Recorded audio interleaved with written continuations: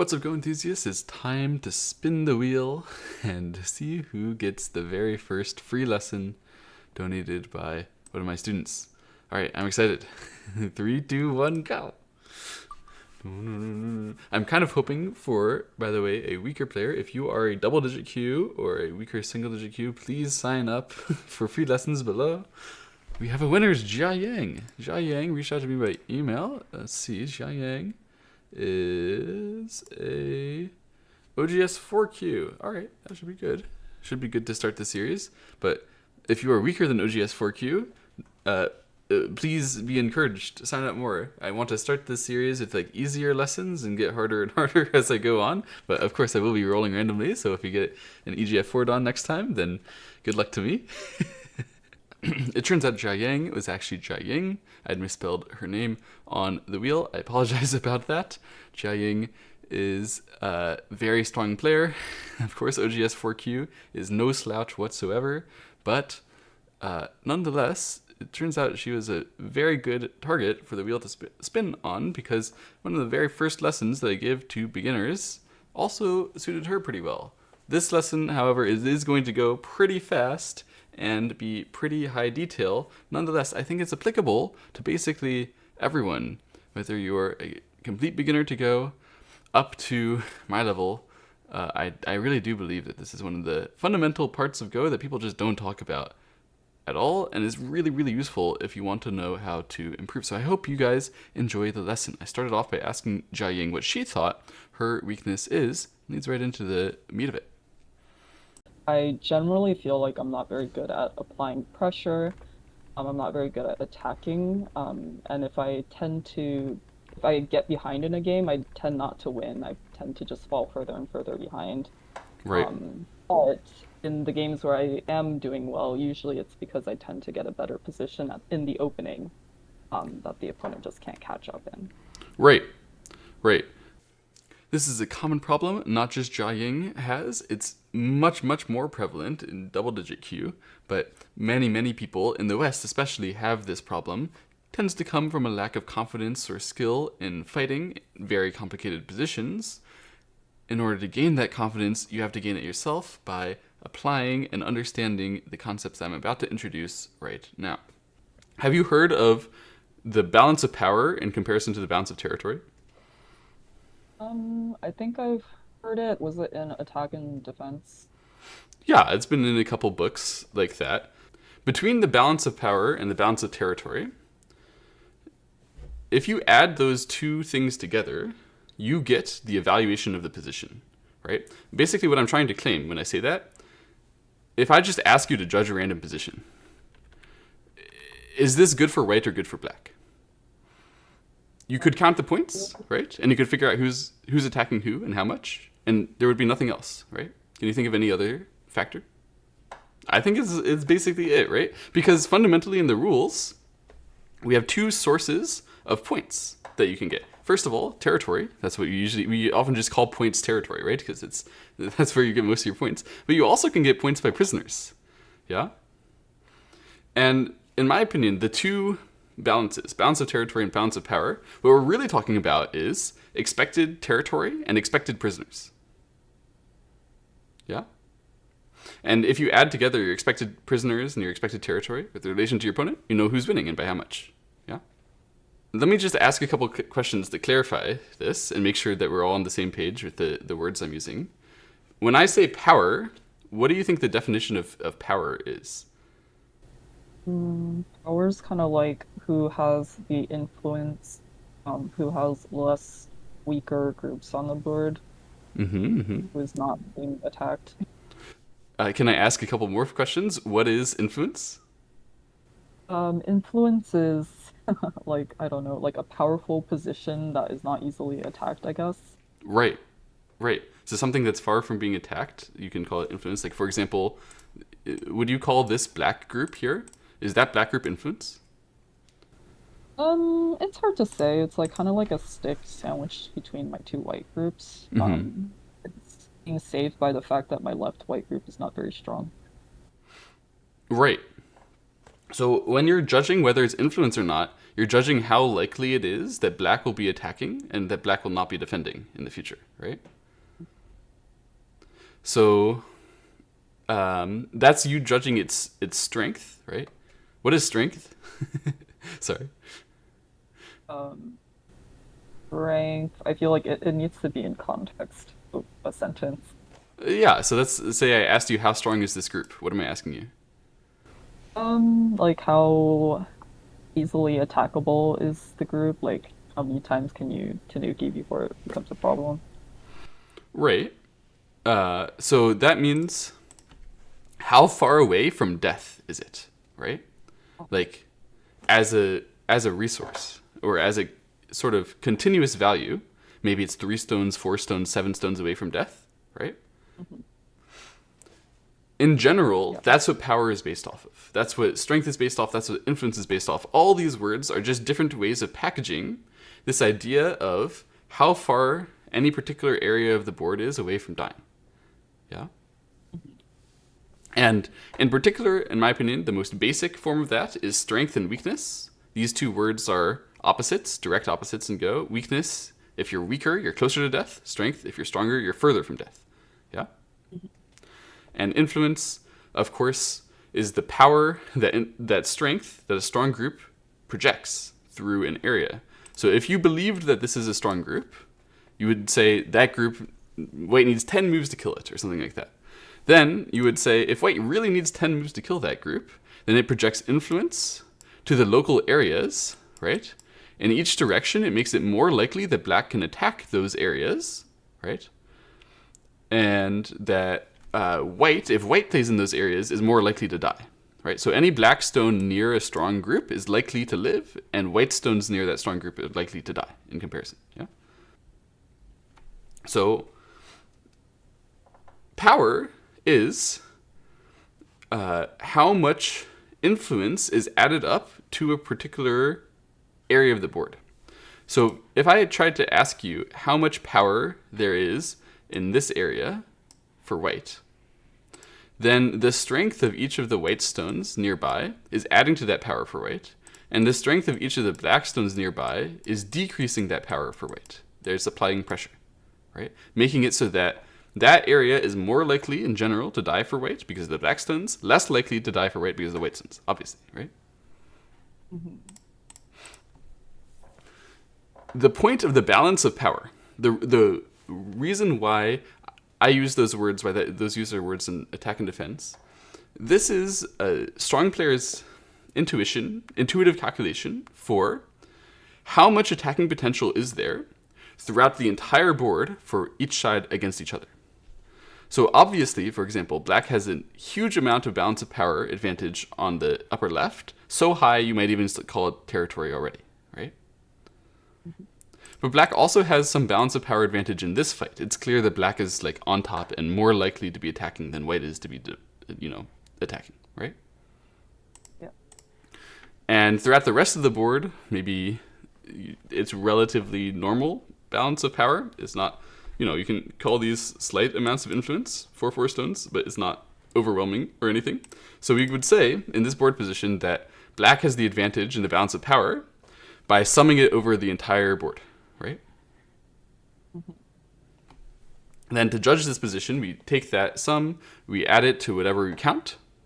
And if you have a very correct estimate of the balance of power and a very correct estimate of the balance of territory, you can get exactly what like Katago would tell you for how many points someone is leading by in a position like this. Yeah?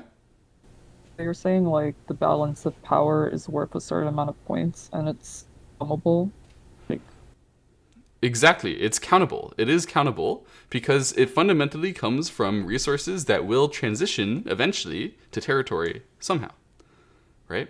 You can take an attack and make profit out of it. You can also take something that's strong and leave it for a few moves to go take territory somewhere else. Right? There's all sorts of ways to exchange different types of resources in Go for new types of resources by playing moves wherever you want on the board. Right?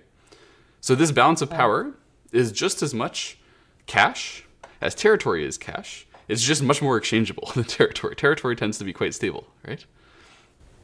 So are you saying that we will learn how to count this balance of power in this lesson? That's absolutely one of the things that we're going to be trying to target. But another thing I want to target is what to be greedy for in Go. The the balance of power, if you treat it as a cache, you can be greedy for it in the same way that we're often greedy for territory. Like, for example, this 3-3, we used to not do it. We used to not even believe it's possible before AI, right? Because it looks so greedy for territory. You go in, you take the points, and you give back that much power, right? The reason why we didn't believe in this type of sequence before AI is because, in general, strong human players believed we're supposed to be greedy for the balance of power in the opening and middle game before the balance of territory. And there's many good reasons to believe that. For example, how much is it a mistake if you play Tengen right now in the opening? Do you know how much it Probably loses? not a huge mistake, but like, I don't know, worth a few points, maybe. A few points is actually an overestimate. It's just like one or two. Okay, yeah. Well, I mean, technically, few is two. Sure, okay. You got me there. um, this stone has no potential territory, right? I mean, you can argue that maybe it could be part of a Mueo over there, but usually the way Tengen actually works, it doesn't ever become part of a Mueo or a territory or anything. It's just used to attack the group that comes in here, right? Actually, white will throw in a group there, and white will run it out, and this Tengen might surround it. But it also might surround something from the bottom side, the right side, the left side, etc. But Tengen, the influence that it generates is not that significantly different than the influence generated by a 4-4 stone, or just any stone in the corner. The only difference is these stones in the corner have some potential territory. Yeah? In terms of how much power is added over the sum area of the Go board, the fact that these 4-4 stones add power and that eventually hits a wall, it does limit it very slightly, how much power they have compared to Tengen, but not really appreciably, especially when that power ends up just becoming territory anyway, right?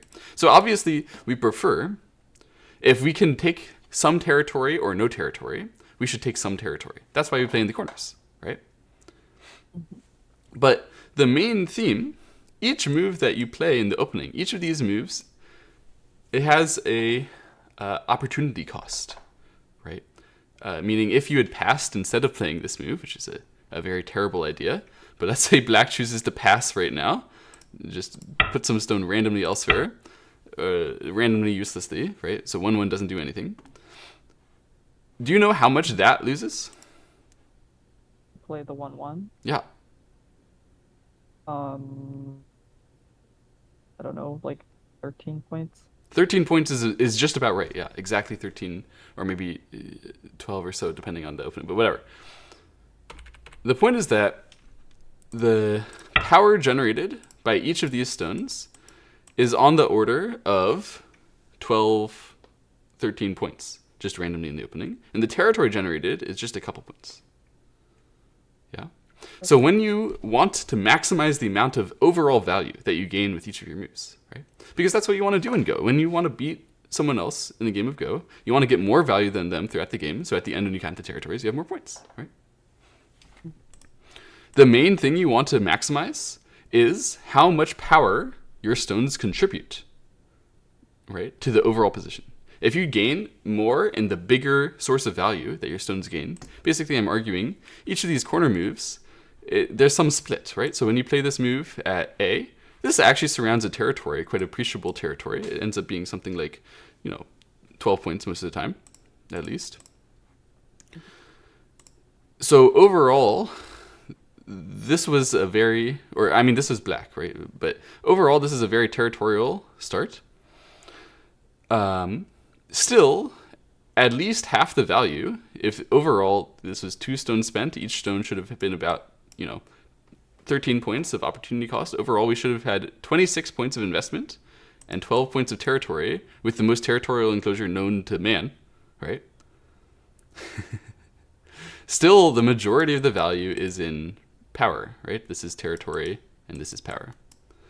So your general strategy to gain more value should be, we want to maximize this, and we don't actually care about how much territory we're getting while we're maximizing power that much. Yeah. Okay. Many mid-dawn players have actually learned this and cooked it into their brains so much that they can easily forget territory even matters when they're making decisions. And very commonly, people at the mid-dawn level will just entirely forget that to count, like, oh, someone got 5 extra points in this variation, and they'll be like, why is the other guy better? I had a conversation with even Eric Yoder, a top North American player, recently, where we were looking at this variation. We were like, why is this better for white? It looks obviously better for black. Oh, wait. White has 3 more points of territory in the corner, and that's why it's slightly better for white, even though the power was better for black. So we just had literally forgotten to count territory at all when we were judging. It's very common.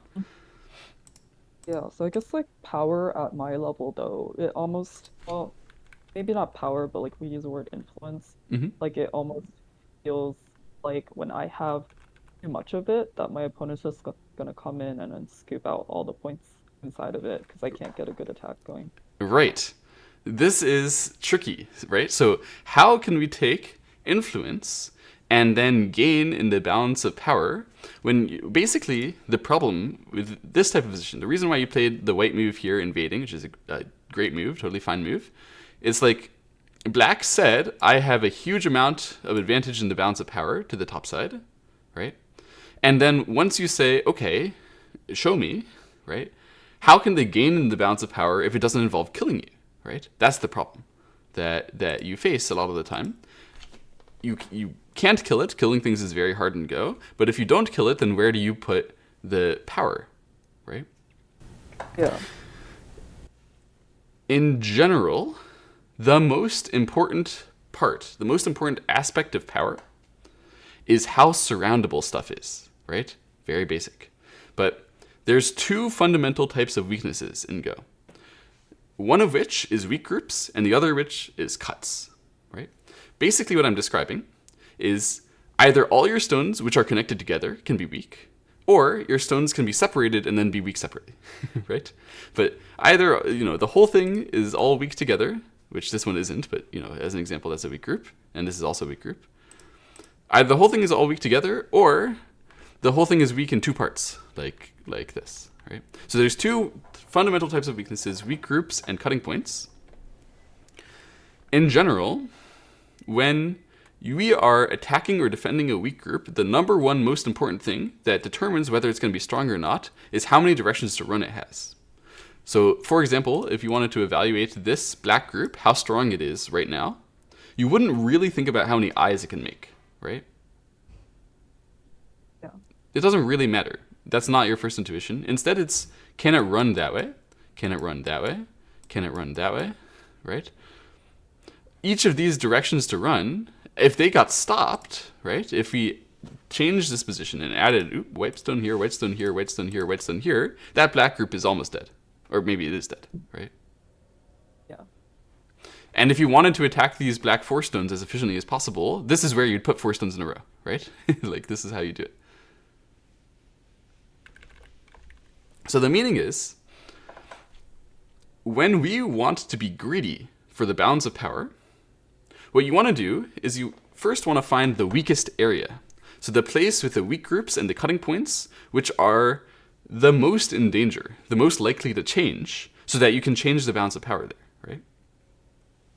Then if the weakest thing there is your weak group, right? You want to get it as many directions to run as possible. If it's their weak group, you want to stop them from running in the most desirable direction to run that they would like, right? So that what black did here when you invaded is they said, I cap you. And the reason why they capped is because they thought, if you go that way, you're running into their power. If you go that way, you're running into their power. If you go that way, they don't have any power here, right? So they said, okay, in general, there's a weak group to attack, and the best way to attack is to restrict movement, to block movement in the direction to run that the weak group would gain the most power in, would most like to run, would, become stronger, right? So they did that. And then you had the option, of course, you could play here and not leave a cutting point behind. I know that you knew that too. I knew that you left the cutting point on purpose. But if you had done this, then there would be some, basic variation, let's say like this, where white attempts to run and then attempts to run. And each way that white continues to run like this, white is trying to get more directions to run. White is trying to dream of running into the center into the future, running into the corner in the future. And as white does that, white gains their resources in the forms of I space and I shape. Yeah? Do you know what I space and I shape are? I think so. Yeah? Can you define them for me and for the audience? So I space is area where I can potentially make an eye, Hmm. and then I shape is a shape where it looks like I can make an eye. Right, it's the like actual finished I that is there, right? That's the difference. The I space is the box here, and the I shape is what would happen if I don't know. Let's put some stones down, and I don't know. I'm just gonna try to make an I shape very directly. Okay. If it goes like this and here, then this is an I shape, very obviously, right? And before that, we were getting some hints of I shape slowly, yeah. But overall, in the end, we have this I space, and obviously that's enough I space to be alive. But the way that you get the I space is you ask first to not be surrounded, right? You try to not be surrounded, not be surrounded, not be surrounded, and then eventually you manage to have enough I space that you can make two I shapes within it, right? So priority 1 is get out, priority 2 is get space, and priority 3 is make eyes within the space. Yeah. You continued by playing here, which is, I believe this is like a response to seeing all of their high stones, and so you thought if they can approach, then they can make a big area. Yeah. Yeah, I think so. I made that eye shape, and I was like, cool, I would have a hard time killing this group, so therefore I continued. So I Aha, guess right. opponent's much better at killing than I am.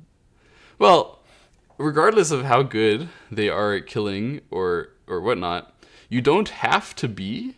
Basically, the mindset that you just described to me is you knew your group was just about barely safe, right? Or at least that's what you believed. You believed your group is just about barely safe, and you wanted to gain the most value that you could. So you decided I should play away from the group so that I can gain more value by territory, because fundamentally, to win the game, you want to gain more value than the opponent. You're trying to be greedy for territory, right? Greedy is like you're trying to get more of something, but you know that you leave a flaw somewhere, right? Right. So the different mindset that you can use of greedy for power that I'm trying to espouse here is that instead of saying, okay, I think I'm fine with a group, so I'm going to try to get more territory and then let that pay off. You can also say, I think the territory situation will be fine. I'm not going to care about it too much. I'm going to be greedy for a counterattack, for initiative, right? And for my own safety, and for their lack of safety. Yeah. So in this position, this c6 I would view as a pretty considerable mistake in comparison to playing a move to reinforce the right side here. This right side is getting quite weak. Their attack here, honestly, this wasn't even that sharp, and it still kind of worked. They could have played here, or maybe even this one. The meaning being that you can't do this, because they're going to come in, so you'd have to eat the stone. And then they could get this full surround outside, and later on, this is their sente. This looks very imposing for black, don't you think? Yeah. I think often, like, I feel like at my level, that pressing move is not so intuitive. This one, or Yeah. the crazy stuff I was showing? Or that one, or just like any kind of, like, like, I know, like, watching stronger players, oftentimes they'll play that, like, slow looking, like, Kusumi Hmm. move, the diagonal. Right. Um, This, yeah, and I think it's because, like, I can't see why it was bad to not play it, and then, you know, well, okay, yeah, then but you're let's saying that it. it's important to notice that. Play it. Let's examine why. Let's try to understand. Because in the game they did this, and you played here. They just connected, which is not like that strong, but you chose to run and then played away, right? Basically, this sequence, black put some stones here, you put some stones there, right? And maybe it wasn't the perfect sequence, but all the other sequences, they'd go basically similar, where black put some stones on the outside, you put some stones on the second line, right? Yeah, I figured as long as they can't kill my group, then I probably will win. But they killed my group, so.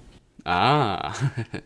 For me, I would be thinking that this game is trouble as white, whether I was going to die there or not. I'd be hoping that I don't die, obviously. I also believe that your group should not die. But the game is still trouble. Because in general, what happens here, this power, those stones will directly be useful in the fight, if there is a fight, right? This power, those stones will be useful to save this group, if you must save that group, right? But the territory that you get from those stones is very limited, right? So we have two things that we can be greedy for. We can be greedy for the balance of power, the balance of territory. This variation, this kind of leaning variation, is good for white, so long as you believe in territory. So long as the balance of power won't be that different. But the reason why strong players like to play this kind of thing, and as white we disallow it, is because we believe these stones can be more effective than those white stones in the ensuing gameplay. Basically, imagining a game, continuing from here, it's quite likely that something will happen in this vicinity, regardless of whether it's going to be a killing fight like it was in the game, or a territory battle, a mueo, something, or just reduction. A lot of the time, something is going to happen there because the game is very long, right? Like usually something happens everywhere in the game of Go. Yeah. When you leave this position with still having a weakness over there, then no matter what happens in this fight, this weakness will become useful to black within that fight. So, for example, in the game, this is not, I'm not saying that you played it perfectly to get through here, but the reason why this eventually works is because if you wanted to run this out, then black would capture here and start killing that group. So there was no chance for you to counterattack black into the center like this and save these 4 stones. You just didn't have the time because your weak group over here was so busy. Yeah? Mhm. So, like, when black is playing those, covering moves, like, Mm-hmm. would you say that black is being greedy for power, or is it just normal? Because, like, I feel like greedy kind of insinuates that there is, you're trying to take more than you deserve, but, like, Mm. I feel like black is taking more than they deserve. It's more like I was taking more than I deserved, and then black just really took what they Mm. deserved. So to me, greedy is absolutely trying to get more than you deserve, but it's also like something that like, why is it like, if it's more than you deserve, it should be punishable somehow, right? So if you're greedy for something, you should be ignoring something like the punishment, and you should be risking it somehow, right? So to me, this kind of black idea is absolutely greedy for power, because what we're ignoring is territory. It's absolutely punishable by territory. If white gets more territory here and the power for black doesn't work out, black was greedy for power, and it will have not paid off. That's your natural thought process when you played as white, right? Yeah, because like to me, I see that wall of blacks, and it looks like it's facing some stones that are like very close to them, so it feels like it's kind of like over concentrated maybe. It can be. It could be in the future, but the number one way to use our power is to use it in the weakest area of the board, right? Like we want to gain more power in the weakest area of the board, because the situation will change faster there. When you can change a weak group from dead to alive or back again, that's really important. From surrounded to unsurrounded and back again, that's really important. From cut to connected and back again. Each of those kinds of switches, they can really alter the control that someone has of a game, right? So if we added another stone here for white, and made this group completely alive. Then this position, I would be very much against this black idea to continue to be greedy for power and give white the territory, right? But as long as there's a target, even if the target can or can't necessarily be used directly right away, that target may make the power pay off, right? When I say to be greedy for power, there's like a natural idea that this can go wrong, right? In general, that's the point. What you're describing is exactly the way that it does go wrong. If you end up greedy for power and it ends up as territory, when the power transitions directly to territory, it often becomes overconcentrated, and that's often bad. And it's absolutely an avoidable thing that we can, choose not to do by being less greedy for power in the future. It's, a way to improve as well. But if we play a game and one player has the global initiative, the advantage in the balance of power the whole time, for the other player to win, despite that, it's going to be really, really, really hard, right? The best way to win, if your opponent has an advantage in the balance of power the whole time, the way that you might feel comfortable about winning that is making sure that you yourself are stable and strong and all your groups will not be dying, right? But if your groups are like actively weak the whole time while your opponent is strong, that kind of game structure is often just unwinnable, right? Yeah. Yeah, but I guess like I end up with like strong positions, but because I am not good at attacking, and it doesn't transfer into that territory. Just get scooped out, like I said earlier. Well, let's work on that. Let's talk about that. If you like, we can play a teaching game from now. I introduced the concept, and we can play it. Would you like to? Sure. Enjoy the game. Yeah, me too.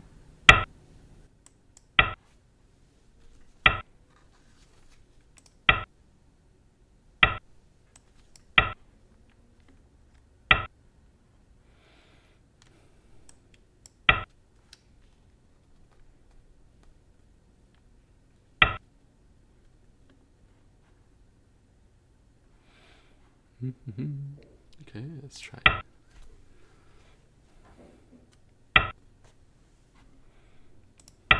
All right, I give you all the power. Great.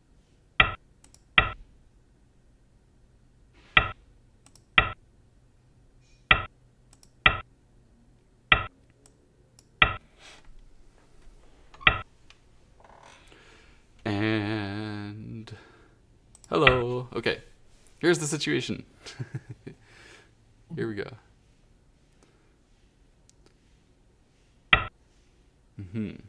So I have a weak group, and you're trying to put the pressure on me, right? I found a direction to run.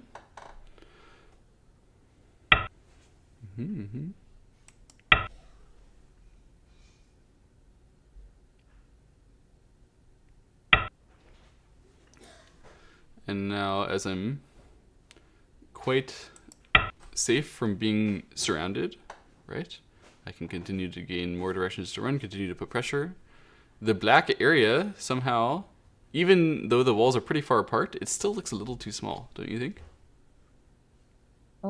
Yeah, maybe. I guess I don't know how I could have done it alternatively. Yeah, it's tough to do that much better than this. This is not like a terrible attack or anything like that. Uh-huh. But there were some other methods that you could use.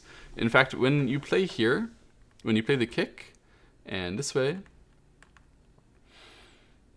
it kind of commits you to saving the kickstones and to making this area, right? And this area could already be considered overconcentrated there. So you could have done like what your opponent did in the previous game. You could have capped here. That's possible, right?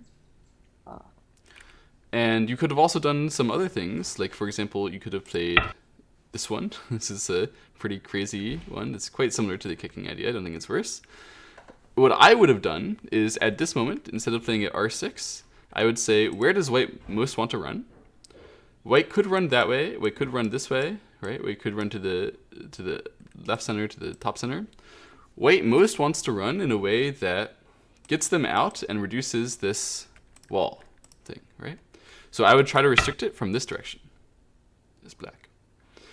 Then if white comes in here and you restrict that back, maybe white can take some base. Still, the black stone here expands enough that I can imagine black becoming big enough to feel good about it, about life, right? To feel good about, hey, look, now I can try to surround this white group and try to apply pressure. You can see how this kind of attack could work better for black, right?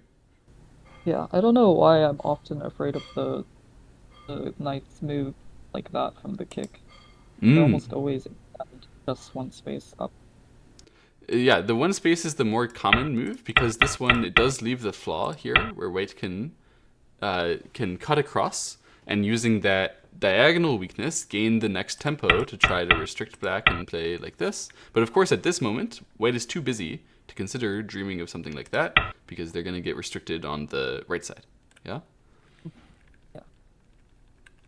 So I think you have the time to do this, and I would try, but this is also a way to restrict the white. It's just this, like, maybe not the absolute most accurate way to stop them from running where they want. After that, jumping here I completely support, and jumping here I completely support.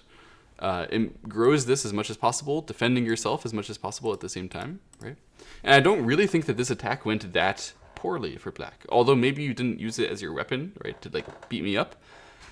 I don't think you lost that much control compared to the initial balance of power. It's not like this white is supposed to die, right? So you didn't like fail or anything like that. And you extracted a lot of value out of the white weakness. This initial position where white has a serious disadvantage in power has transitioned to a position where your territory is much, much thicker in all the nearby areas, right? Mhm. So let's keep playing. Okay, yeah. Yeah, I guess at this point, looking at the board, there's no obvious play like I should play it. Um, but I guess options something are like something in this area. Mm-hmm. Um, maybe in here, just frame. All viable options. For me, the option that I would likely choose here is this side. Because I'm so greedy for directions to run. Yeah, this group is not that weak. Yeah, that group is not that weak. Yeah, this territory is not that imposing. But look, I can control the direction to run here by being the guy who's ahead in the jumping battle, right? So now if white wants to run that way, then they're going to have a harder time. And if black wants to run that way, right, it's much easier for black to imagine coming down here and just naturally making that kind of invasion better. Naturally making it breaking the left side move better later, right? That white could be more surrounded. It seems like this kind of move can take a global initiative, small extent, right? Yeah, it's interesting. I wouldn't personally ever consider that move, but it makes sense. Mm-mm. I'll try to show, bang, what happens when white takes it, right? Yeah, I don't know. I probably wouldn't respond. Okay, fair enough.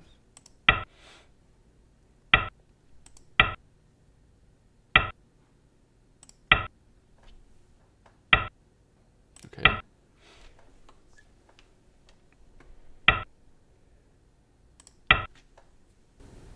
Yeah, I guess this is another agreed for power move, but I guess, yeah, to me, I'm just like, oh, holy Tinu. Yeah, of course you can Tanuki. Just later on, you know, you can't make as big of a moyo in the center. I can think about counterattacking your 4 stones, right?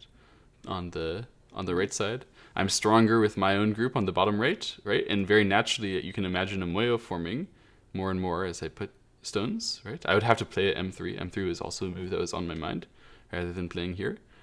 But yeah, of course you can take it yourself. when I play like this, as the game just continues to flow, let's say you cut here, I'll be much stronger, right? There's just many ways that I can use that power in order to do more free things later in the game. Yeah, I guess like when I think about it, like I'm not very good at using power, so I don't see investing into power as like very useful. So I guess I like in would order to become greedy for power, I probably need to get better at using the power, right?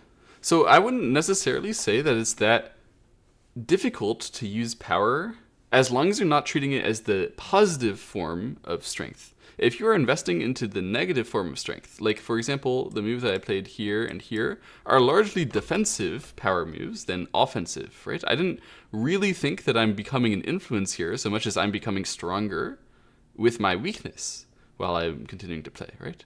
If you become stronger with your weakness as a form of power gain, that's actually really easy to use. You just can ignore more attacks and do more of the kind of territory stuff that you normally do, right? Like there's nothing hard about using just having a stronger weak group, right? I guess the fear is just the opponent will take more while you're strength. So again, you're afraid that the territory balance will be broken, right? Somehow, and you use the power like that. Um, okay, let me demonstrate how, if I treat this as my influence and I treat this as your thinness, then the way for me to use that is to somehow create a weak area, a weakness, where I have several threats. And between the different threats, no matter which one happens, there will be some fight. And in the fight, I will be able to have use of power. So let's play a sharp move, try to create some weaknesses, mostly in the form of cuts, and then another sharp move here.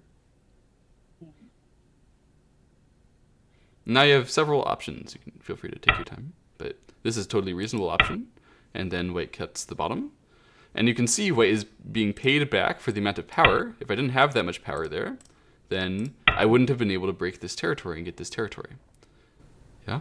Yeah, yeah. I think it's apparent to me that it's important to notice kind of stuff though, because I'm not sure I knew that weakness existed. Since I wouldn't be able to take advantage.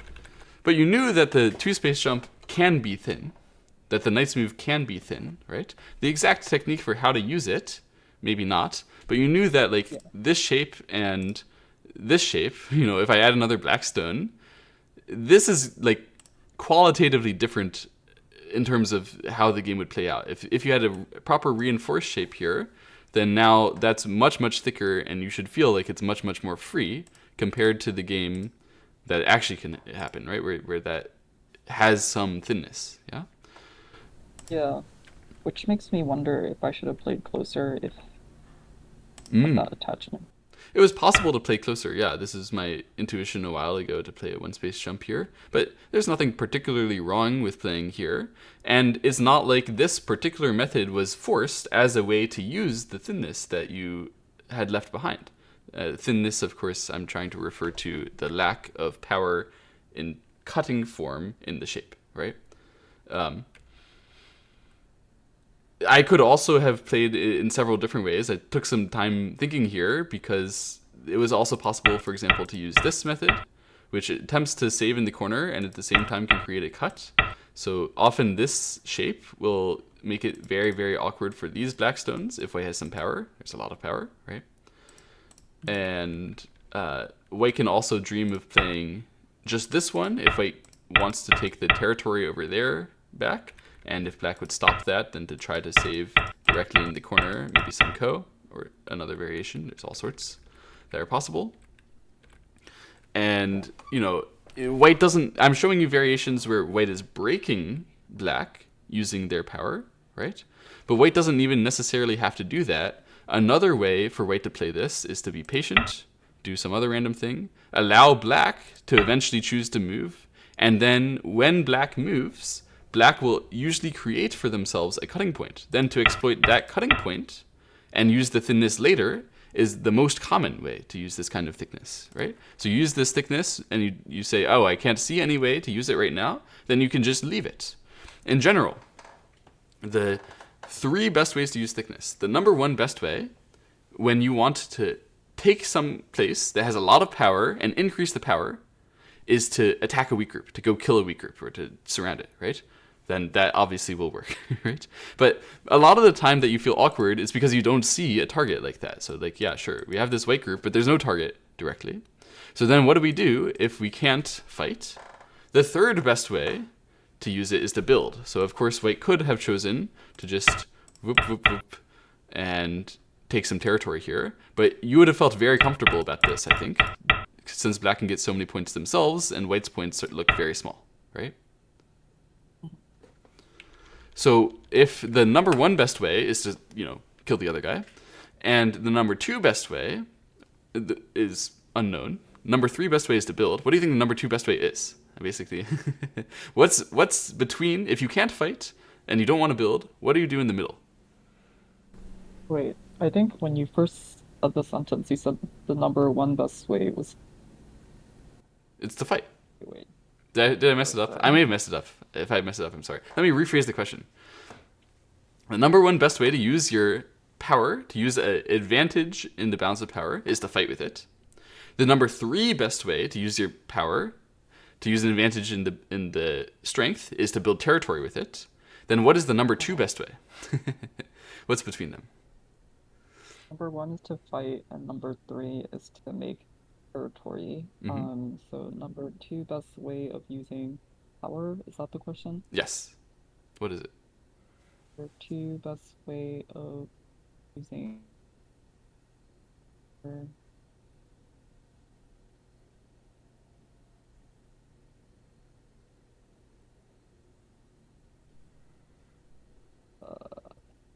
taking away your opponent's territory? Yeah, it can be, right? So that's like a lot of what I was doing here. In general, if I'm like taking away from the opponent's territory or something like that, the main theme of like D, for example, which does that, I'm trying to take away the opponent's territory to use this power so that you can, I mean, what is that really doing? Reducing? Sure, but with respect to the power, it's just playing away from it, right? We're just not playing near it at all. Okay. Yeah, you can play this move at D, or I could have played something like this, right? And I could have played like here or something. And this would be a better way to use that power than to build with it, because it means that later on I can use that power in a different way. Whether you tried to attack with it, attack my power, and so I could defend with it, right? Or whether you tried to reduce my power and then I could play away again and get more territory, or even strike you if you left too many weaknesses, right? The optimal way to use your power is to take an initiative with it, yeah? But if you have that sort of floating initiative and you're not sure what to do, you don't know how to use it, then it's actually very difficult if you have to do something nearby. So finding this kind of this kind of cross-cut sequence and making sure that it works, this is not easy. This is a pretty high skill type sequence to play, but it doesn't have to be like that. It's actually very easy so long as you just ignore it. When you're very strong, of course we should play away from strength. Playing away from strength is one of the only proverbs that we actually follow all the time in Go. It doesn't really get violated, right? Okay. So it shouldn't really feel that uncomfortable to play with power, because you can just not. You can just play to other parts of the board and nothing will go wrong. The only way power goes wrong is if it gets broken, so you like start getting attacked, or if it gets compressed, right? So you start getting over-concentrated, the stuff you were worried about before. But as long as it's still strong, it's not going to get broken, and as long as you don't play near there, it won't get compressed, right? So, just Tanuki. It's pretty easy. Make sense? Yeah. So that's why this variation ends up really successful for white, is because I had the power here, so I chose to play exactly on the opposite side of it as far away as I could. And then it looks pretty good, right? Uh-huh. Okay. Keep playing the game? Okay. Do you have any questions? No, I'm just trying to digest. Like, I feel like it's vaguely, it sounds familiar to, the Michael Chen, like, what was it? Like the sandwich theory? I don't know. He had some word for it, but it's like play on the other side or something.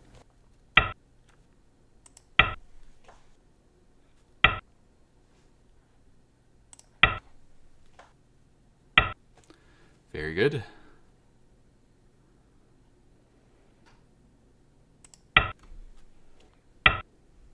Excellent.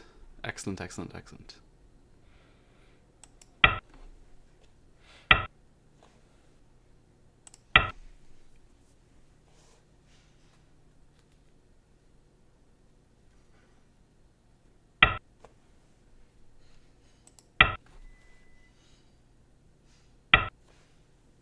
Mm-hmm. You've been talking all this stuff about how you don't know how to use your power, and here you are fighting so actively with it. Exactly what you're supposed to do. I love it. I guess you only need to screw up once to nullify any kind of game. Mm. So that's what you're scared of, actually, is um, the impending failure rather than the successes that are happening, right? Yeah, Uh, maybe. it can happen. It can happen. Okay, let's ask you about this first. Mm-hmm.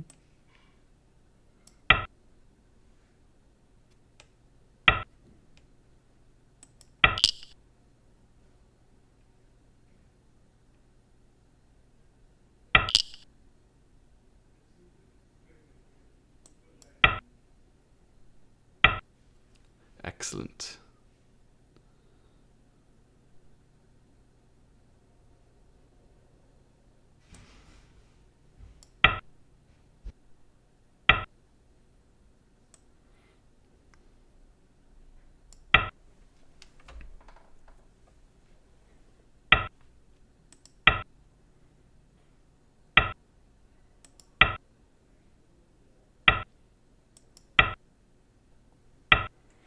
Mm-hmm.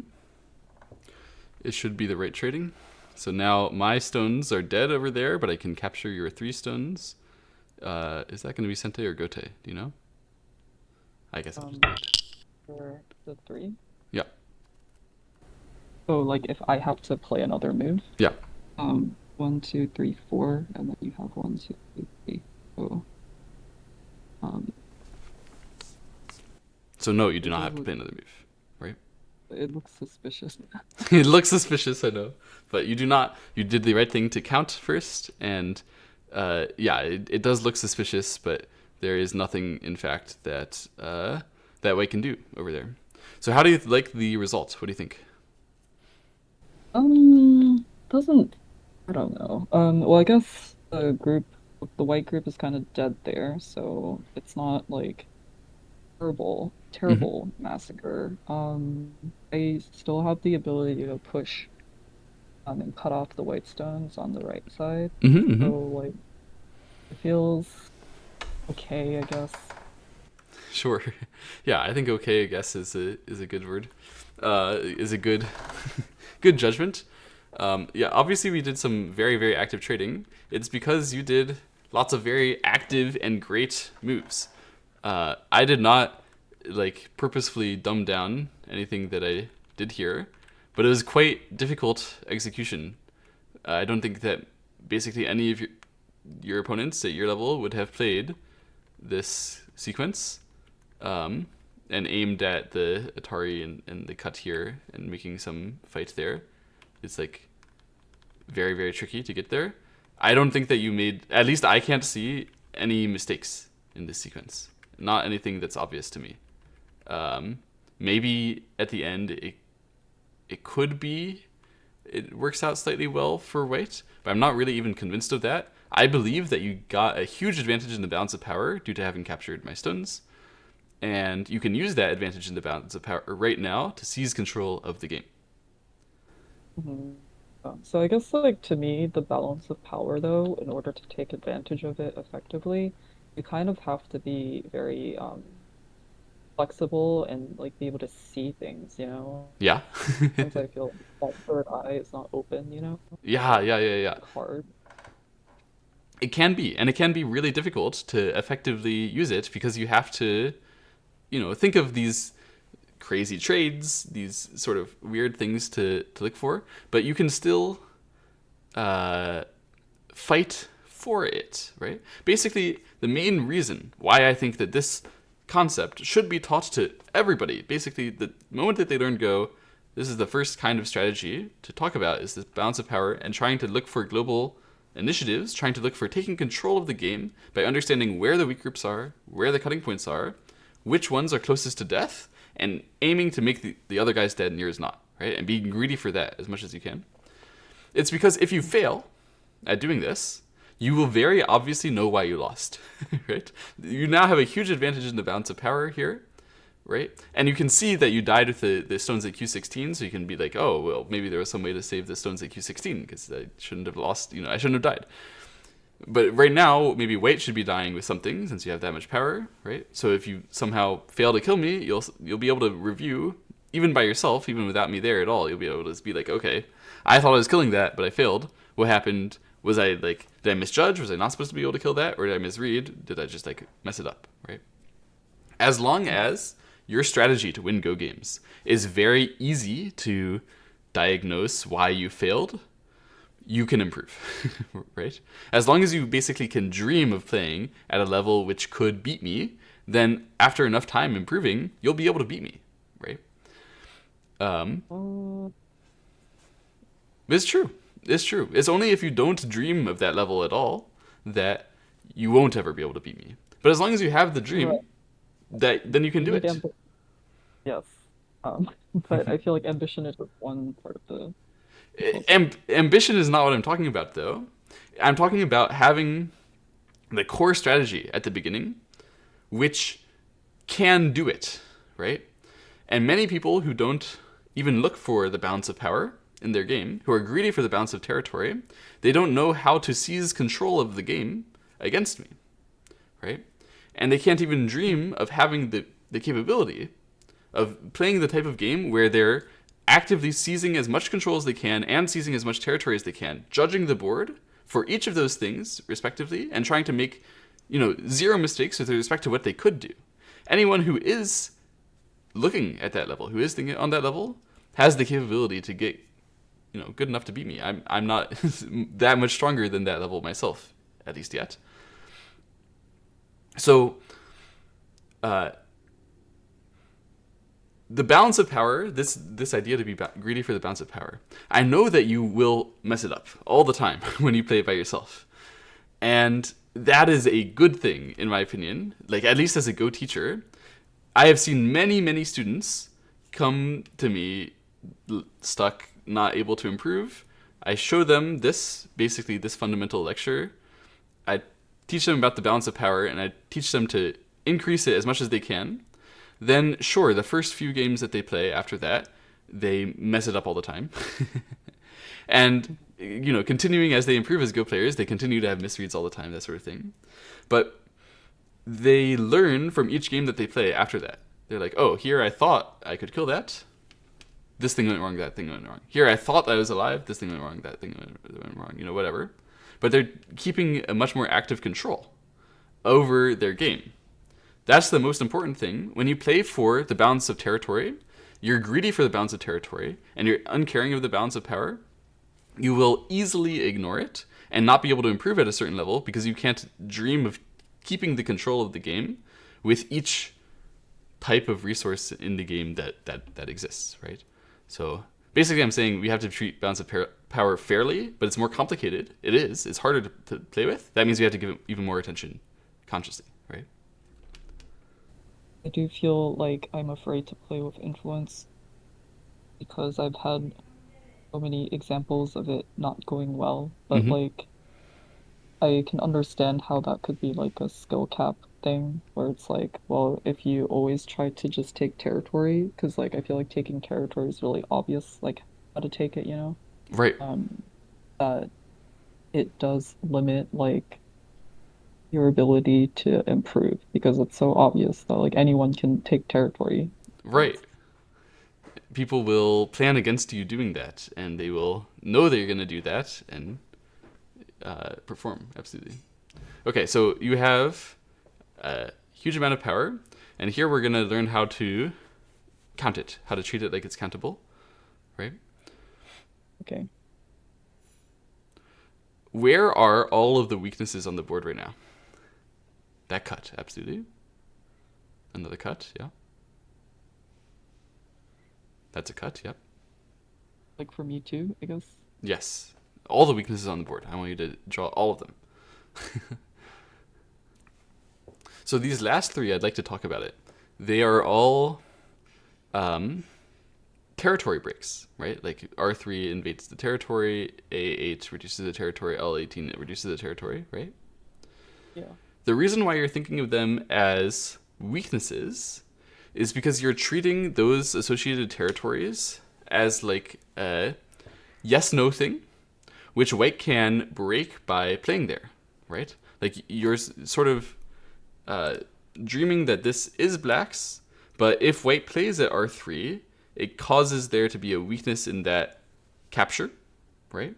Meaning that black may not capture something that you thought is currently yes. So the A8 as well is like this is your territory, but it can break. And the L18 it is your territory, but it can break. Is that right for like why you're considering these to be weaknesses? I feel like it's more like I don't know, like I like playing like handicap games against stronger opponents. Oftentimes that's like the beginning of the end, you know? Like Mm. Okay. like you think you're alive, but actually they're just gonna play a few moves and then you die. So those so let me mark them. The particular ones that I'm interested. These square points, each of them you're thinking that if white gets to go there, that the black things can be weak nearby. That's what you're talking about? Yeah, like the safety of Black's group is in question. Aha. Okay. So the way that I would consider this, I told you before, the two types of weaknesses are cutting points and weak groups, right? So you marked the cutting points here already. I would just mark the weak groups that you're considering as potential targets. Yeah? Mhm. The exact territory moves that white could play, or, reduction moves or whatever, near them, they don't matter. All that matters is that a stone in general near them will apply pressure, right? Whether white applies pressure from this direction, or from this direction, or from that direction, or from that direction, either way, it'll just be one extra stone restricting that black, one extra step. And same thing to attack that black or to attack that black, right? So it doesn't have to be that white will attack them from the territory direction. Actually, attacking from the territory direction doesn't really have anything to do with the balance of power. Those reduction moves, they don't have anything to do with a cutting point or a weak group directly, right? They can affect it, but they aren't themselves weaknesses. That makes sense? Yeah. So go ahead and continue to mark any other weak groups or cutting points on the board, all the other weaknesses that you can think of. Are there more? I thought of them already. You think you're done here? Um, a little bit. Okay. So to me, I would say that this white group is very weak, right? That's a weak group. Oh, okay. I'm supposed to do that. I see. Yeah. I'd say that this white group is potentially weak, right? It can be weak if black captures and invades or whatever, right? Maybe this white Yeah. group is potentially weak. Maybe. Yeah. Really. Maybe this cut is potentially usable. Like, let's say, for example, white pushes at P2 and black blocks at Q2, and then eventually black descends at N1, right? Then white would have a hard time. So white can't really push at P2 very much. You've actually secured that border a lot more than you might think, because the group can have trouble because there's a cutting point here, there's a cutting point there, right? Having just a knowledge of those things, it does not mean that that is the most important thing on the board. Just because there is a weakness there is a cutting point at N2 which is taken. That doesn't mean anything for like the way that the board state will continue to be, but it does mean something for your evaluation of the balance of power. The fact that the cutting point at N2 is there and is taken, right? It means that the power here is increased for black compared to if that stone wasn't there, right? If I take this stone off the board entirely, which I can do like this, then now obviously you would treat this as much less powerful. I would also treat this as a weak group, but it's a weak group which is dead, right? But it still is a weakness in the sense that it can provide co-threats, or even it can potentially, you can imagine this cut being useful to squeeze this black being a weak group, right? Mhm. Additionally, there's more cuts. The cut here, the one space jump wedge, could potentially be useful depending on how the other cuts go. The cut here, that one space jump, and the diagonal here, they can also potentially be useful. Whether they are takeable right now, they are not, right? Those cuts cannot currently be cut by black.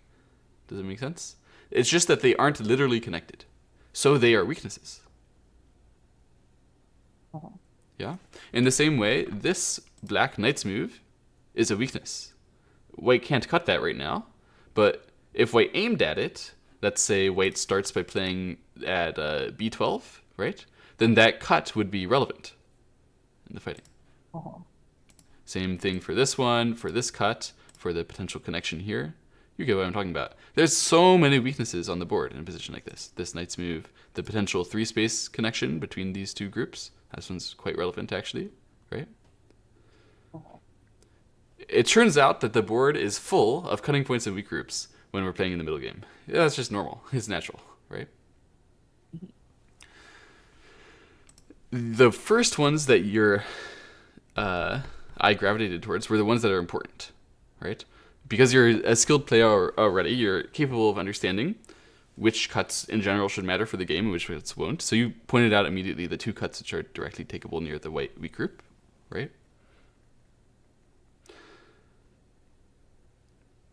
When you see the whole web of weaknesses like this, frowny face? Why is it a frowny face? It's a frowny face for white, right? That white has that cut. Oh yeah, it's sad for white. What was the other one? The other one is at L8. That's the other one that you immediately highlighted. Yeah. Your job when you play greedy for the balance of power in the middle game is to try to be as aware as possible of all of these things and to try to envision which of them you could switch in your favor and apply pressure that you might switch them, and then eventually to literally strike. So in the game, as has happened so far, white got distracted capturing these stones, black got a million stones in a row in front of these weaknesses, and now it seems quite likely that your job should be to switch them in your favor and gain control of the game. Yeah? Yeah. So go ahead, give it a shot. You can play any move. I agree, yeah. Oh, let me pretty that. You can remove the node of me removing the last thing, and it will make this show up correctly. It's by right-clicking in the game tree.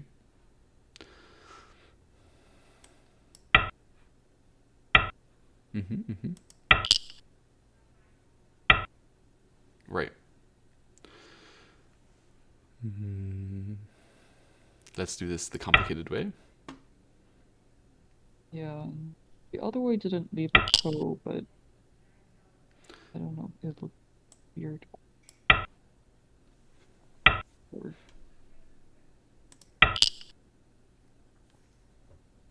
Right. There's the co. Yes. If you like, you can take back and go capture the co if you just forgot. This is my co-threat. No, it's okay. Yeah, I tend to forget that I'm playing a co a lot. Ah, yeah, this used to happen to me a lot too, actually. Occasionally it still does. It's just embarrassing, but it does. Now I need a co thread. Well, it doesn't actually look like I have that many. Well, maybe you should come back and capture the co here.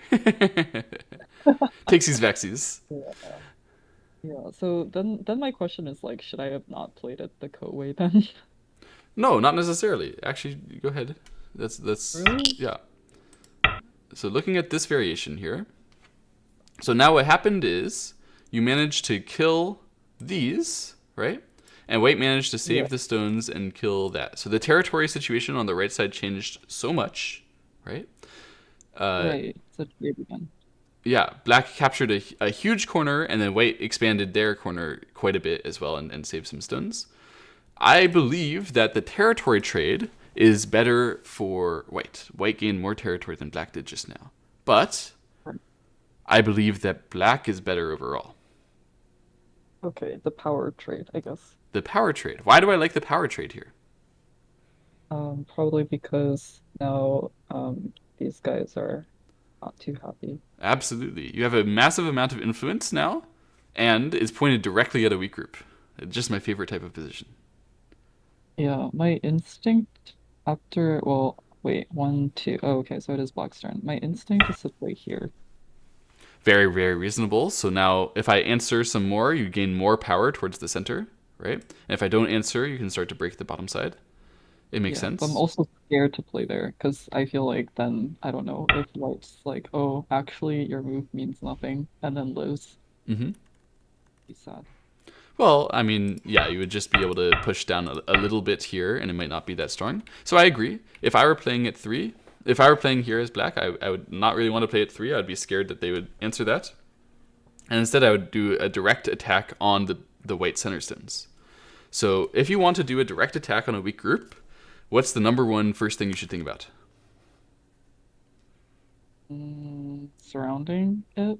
Absolutely. We take its direction to run that it most wants to go in, right? We restrict its direction to run. There you go. That's where it wants to go. In fact, actually, we're showing it running a little further up, so it might want to go this way. So you might put your stone here as well. It also makes sense. But Oh, I would be so scared that it would run through the other way though. they would run through this way. If Oh, if they do it like that, right? Then you can continue to restrict its direction to run. And the closer that a weak group runs towards other weaknesses, the more likely it is you can involve the other weaknesses. So I'm thinking like here, white continues to run and attach. So we can involve a second weakness, right? This weakness on the bottom side of white's will easily be shifted back in black's favor somehow as white tries to save their center group. It looks good for black, right? okay. But this is also a totally viable way to play. White will run somehow. And now here, once again, which way does white most want to run? How should you restrict them? Like they want to go like that way. Um, yeah, so playing there is absolutely reasonable. Maybe white could attach here. And now what would you do as black? My instinct is to Hane. Absolutely correct. Yeah. Maybe white will just curl up a bit. What do you do? Oh man. Um, the instinct is to connect. That's fine. You could also stop them from playing this one by playing here yourself. Restrict it, right? You don't usually have to protect cuts when you're attacking that much, because if white would take it, then you can just be like, okay, but I'm attacking you somewhere else, right? Right. Okay. Yeah. Makes So sense. in this position, probably you feel pretty comfortable for black. Do you? It feels okay. I mean, I never I don't know, I'm afraid to count chickens before they have. Sure, yeah. You shouldn't like already think that you're winning, but the attack in general feels like it's flowing well. Yeah? Yeah, I would prefer to be black. It's cuz black is restricting white correctly from the outside over and over and over again, right? Restrict their movement. And in doing so, the stuff that you gain, maybe none of it looked that relevant like while you were gaining it. When you played 5, you weren't really thinking, I'm going to get value that way. It's going to be useful. Hooray, right? But since white is basically getting nothing other than strength at their weak group, you're getting something, and that will switch in value somehow. So maybe because you've done that, because you become strong here, white will save themselves, and then you can think about an invasion directly, right? And since you're so strong there, it's going to be hard for white to kill that. Yeah? Some Yeah. sequence like bang, bang, bang, bang, cut, and black is so strong, so white can't fight. This co, I believe it was fine. And this co threat as white, when I play it, I actually felt Regretful, man, I don't have a big enough co-threat. This is definitely not big enough when black can capture the co this way, get that much power and the territory by just, capturing the white stones underneath, right? This Yeah. position, I think it's better for black. I'm not 100% sure, but you can see it, right? Yeah. Yeah. Was there anything in this that you think is like not possible for you to do? That's too hard to control the balance of power with? Um, like come up with myself. Yeah. Well, I think okay, so I'm taking notes. I guess number one is be greedy for power. Being greedy is easy, so Mm-hmm. which is part two. B is to restrict where my opponent is running. That seems fairly obvious too, because I just have to imagine where they're going and then put my stone there. Yeah. Yeah, so I guess the ideas aren't hard. Execution, of course, can be like an issue. Like, Oh, for yeah. example, like me playing this one instead of the one. Yeah, this kind of stuff is it's not easy to get exactly right, and I'm not sure I'm exactly right that h9 even is better than h8. It just is my personal intuition that I would play h9 here. Um, but in general, whether you have a power balance advantage or a power balance disadvantage, being greedy to get more power is not that hard to like try to do, right? Um, Yeah, it might be hard to win, but like it's not hard to be greedy. right, sure. When it fails, it's easier to diagnose than when the territory fails. So I believe that playing like this will set you off better. If you like, we can end the teaching game here. And I wanted to show you um, the second most recent game as well. So in this game, you were white. You took the power on the left side, invaded the 3-3, and they restricted your running direction with the 3 stones. So you made sure that you could run to the side and took the territory at the same time. It makes sense to me. And then they established some power on the bottom side, so you went in to break the territory. Makes sense. You had a weak group, you go defend it, and they restricted its movement to the bottom side, so you ran it out to the center. That all makes sense to me. I'm a fan. And then they said, I blocked the top side, so they tried to establish a big Moyo territory there, and you go in, try to break the territory, and they restrict your movement, right? You try to run out. It all makes sense. I'm totally on board with everything up so far here. This exchange, it would have been a little tricky, I think, if he like really insisted that you fight from the inside. But obviously, if you get that exchange, it was intended to be used as a sacrifice, and it's definitely working. So the game, it became this type of situation where you have some weak stones, and you're being cut. He's trying to block you off, but he's a little weak himself with his wall, right? Yeah. So you chose to Atari and connect, and he ran out too, and we had this fight between the two groups, right? Um, do you think there's anything that you could have done better here? Any way that you could have been greedier for power? Or any way that the way that you were greedy for power failed? Are you talking about from when I first invaded? From this moment to when we get a running fight. Oh, okay. If I can be greedier for power. Yeah. Uh, I don't know, like here, maybe. Possible, but But then they're going to try to connect, right? And it's quite difficult to surround that as long as it still has this stuff, right? And so if this guy doesn't get surrounded, then we could end up dying. But you have the right idea. I think after this exchange, then directly playing here, or after this exchange as well, then playing here, I think he would just be dead.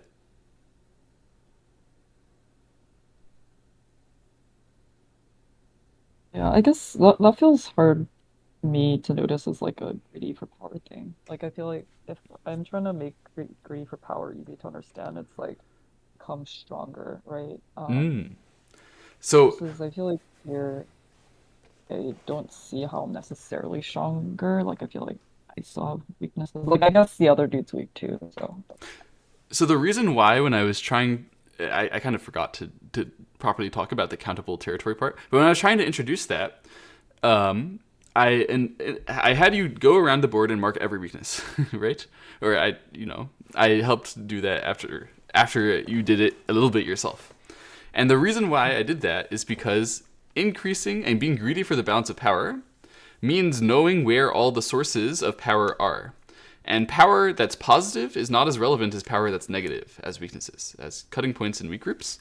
So just like when you play the game of Go now, you know that you're building territory here, but you also know there's territory there, and territory there, and territory here, territory there, territory. You know where all the sources of territory are. You should also be just as aware of where every single weakness is throughout your game, including your opponents and yours at the same time. When I say be greedy for the balance of power, I mean notice where all the weaknesses are, and every single one of your opponent's weaknesses, you want to shift it in your favor as much as possible on every move. And every single one of the opponent's, every single one of your weaknesses, you want to stabilize it as much as possible on every move, right? So I think part of the question, part of the what you just said, where you're like not exactly clear how this is greedier for power than the other one, you knew that when you did this, you were being as greedy as possible for the safety of your cutting point, right? That seems like it's greedy for power, right? But the problem is you can be as greedy for power as you want for a weakness that doesn't matter. It's not actually greedy for the overall balance of power. To be greedy for the overall balance of power, you should take the full list of every weakness and shift it as much as you can in your favor. Every weakness, not just yours, not just theirs, but all of them combined together. Yeah? So the reason why I consider this type of move to be greedy for the balance of power is because I am judging the weakness here, the cutting point here, the surroundedness of this, obviously, the cutting point here, right? The surroundedness of this. I'm judging all of those, and each one of those weaknesses is becoming, of yours, is becoming a little bit safer. Maybe you could count it, you could estimate, for example, when you block here, the cutting point here becomes 5 points less accessible to black, because it's so much harder for them to use it in a way that's meaningful when it's blocked off from their access from the center, from the top side, yeah? And maybe you could say that this cutting point becomes 3 points less accessible to black, because now these two stones have a separate route out. Does it make sense? So are you saying that when white plays that that cutting point, like to me it feels like it definitely works. But you're saying that even if black takes it, I can't do too much with it. So now if black takes this cut, white will, I believe, save here. I'm not exactly sure. And then white can connect through to the center much easier. If black cuts here, of course, black can try to attack, but white should be out. And then the white group on the inside can raise the black group, is what you're saying? Yeah, so I believe that black is dead. What I did to play, B, is I dreamed really big for the balance of power, right? I want to shift every weakness of my opponents in my favor that I possibly can. That's what it means to be greedy for it, right? To increase it absolutely as much as possible, not just to put your stone fully invested in the balance of power in the weak area, but to put your stone fully invested in making the balance of power as positive for you as possible, as you can dream of, right? Yeah, I guess like you asked earlier if there was anything about what you were saying that feels kind of like I can't do it. And I feel like this is kind of maybe one of them Mm-hmm. because I feel like I can be greedy and play B, but like unless I read the stuff on the inside, like what if my group on the inside actually couldn't outrace the black Mm-hmm. group? Like should I still be playing that move? In my opinion, right now, yes, absolutely. You should do the Because you think greediest thing like that that. you think you can, that you think you should be able to get away with, regardless of whether you're confident in your reading or not. As long as you think it should be possible, you should do it.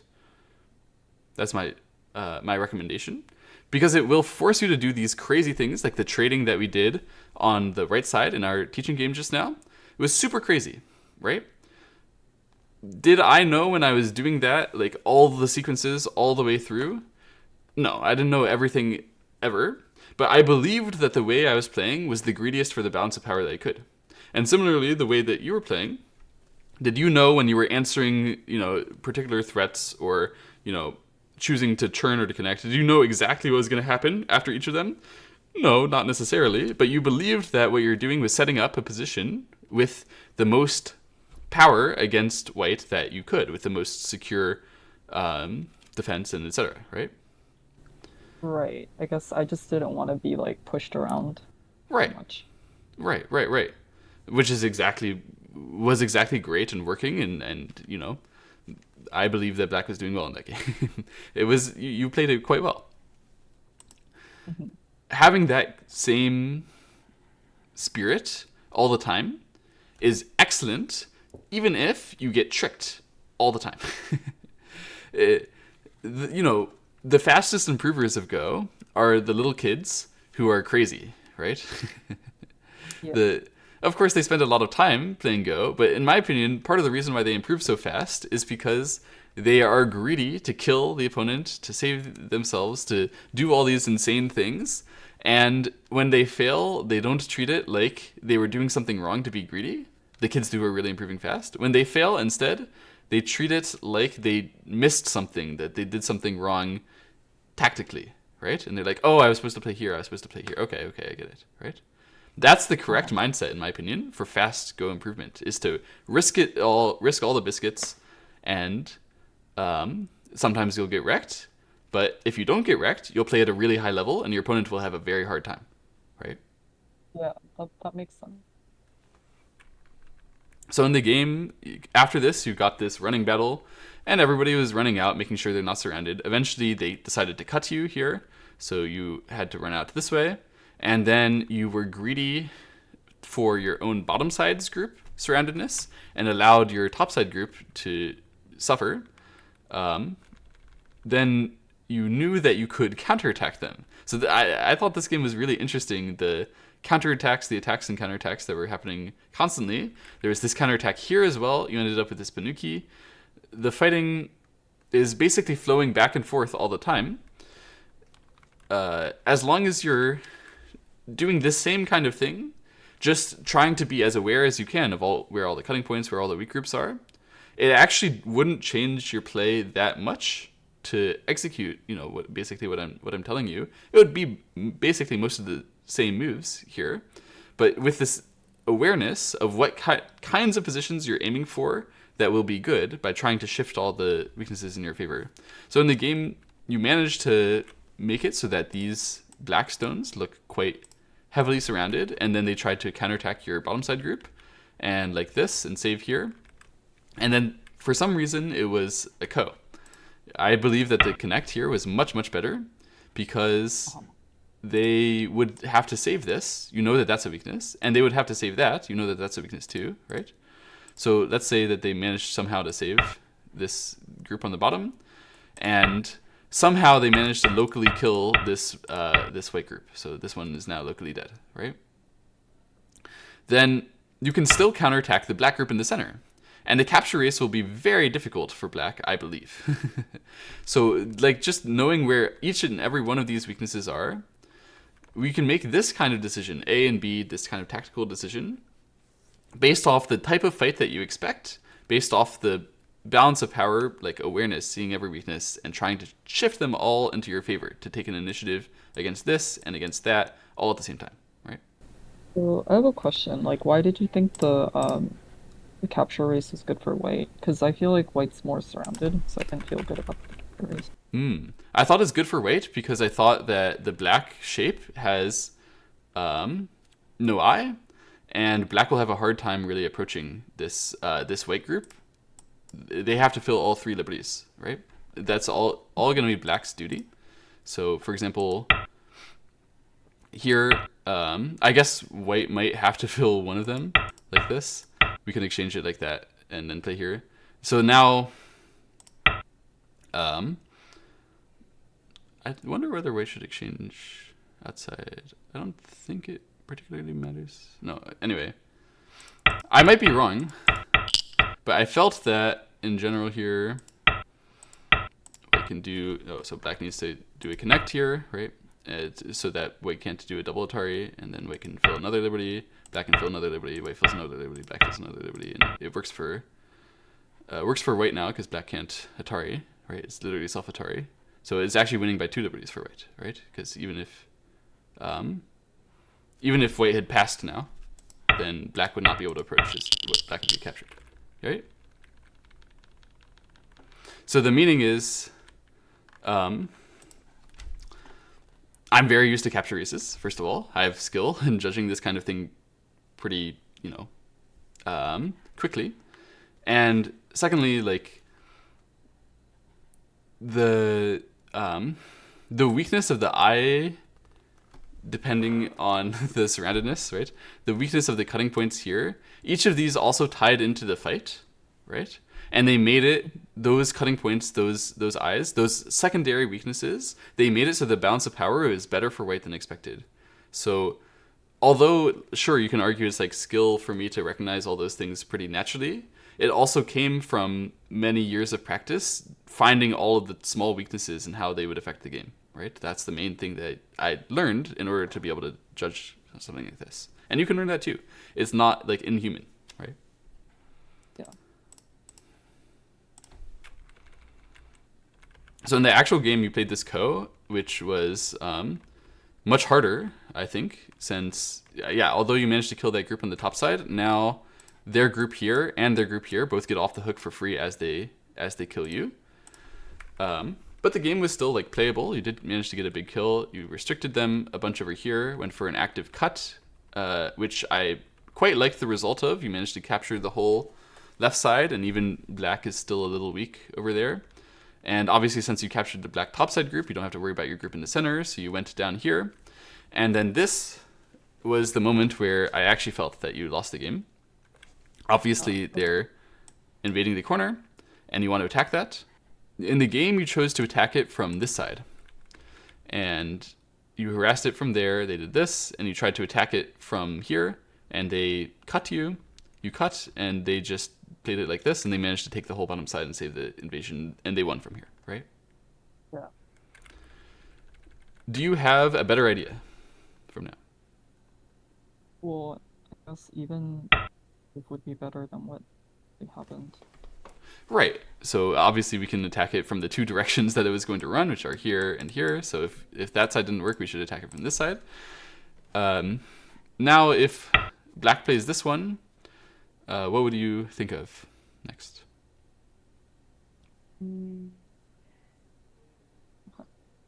I don't know if it's a good idea to play the ko. Right, so we could play the ko. It's possible. It's totally possible. But the other thing that you might think of doing is to restrict from this side as well and try to kill it naturally. Try to kill it completely, right? Oh, really? Because my instinct is actually to connect. Mm-hmm. To connect here. Okay. Yeah. Well, I don't think that's particularly necessary since you can save here, and if they do this, now you can connect. But there is this clamp. So, I mean, this becomes a bit complicated for sure.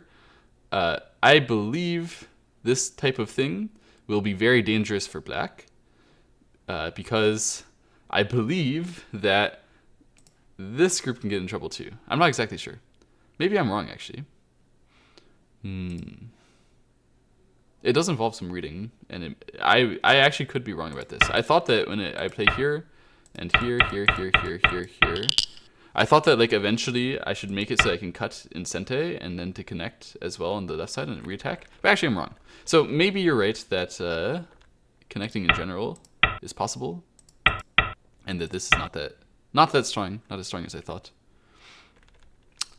I have to reevaluate. I have to learn for the balance of power. In fact, this is quite strong.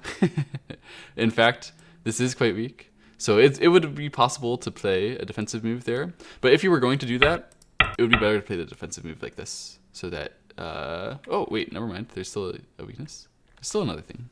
All right, then you can play a defensive move here. And it's still, yeah, it's still possible. Maybe the ko is better. But the main point is we should control this direction to run rather than that direction to run. That's the main thing I wanted to get to. I didn't really know this stuff beforehand.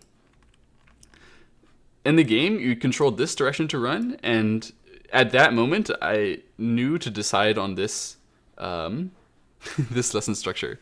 to decide on this topic, to be greedy for the balance of power. Because everybody who knows to be greedy for the balance of power, to be greedy for restricting them, will not try to restrict their movement right into power that they already have over here. Yeah? This is like doubling up on power in the same area. It's very, very counterintuitive to people. Yeah? Yeah.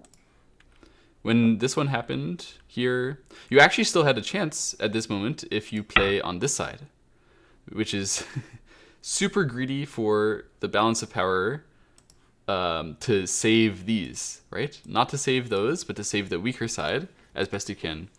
It's also very difficult to execute something like this, but obviously if they connect, you could play here. And if they do this one turns out you will be able to race the corner, and it's not directly losing, so maybe it'll win. Yeah. Okay. Okay, those things are relatively harder, but they still follow the same general theme of where is my power? Let me play away from the strength, right? Let me play towards the weakness, to be greedy, to shift the weaknesses in that area in my favor, right? So that's what the meaning of this B is. We don't cut with where our power is and let them defend the weak area, right? But instead we prepare from where all the weakness is. We put the stone where all the weakness is first, right? And then we strike only once we think that we can strike and gain initiative. Yeah? Any questions? No, I think it was a good lesson. Good. I'm glad you enjoyed. Thank you very much for watching this video, making it all the way through my lesson with Jiaying. This should be taught much earlier in Go development, in my opinion. I think it should be taught almost immediately after people become noobs. But since I was talking with Jiaying, who's a much stronger player than a bare beginner, much stronger, then I skipped a lot of the important steps that I would normally use to introduce this concept. Things that she takes for granted, of course. So I'd like to remake this video someday in a much shorter time format, but also more condensed information, so that it should be accessible to beginners. Tell me in the comments below if you think that would be good to prioritize and do early. Did you like this this format of giving a lesson? I will be doing it 9 more times whether you liked it or not, because my student gave me 10 free lessons. And if you want to be in one of those 9 future videos, just write your rank below in a comment for this video, and I will enter you into the raffle, the spinning wheel for the next lesson. Hope you enjoyed very much, and I'll see you next time. Bye-bye.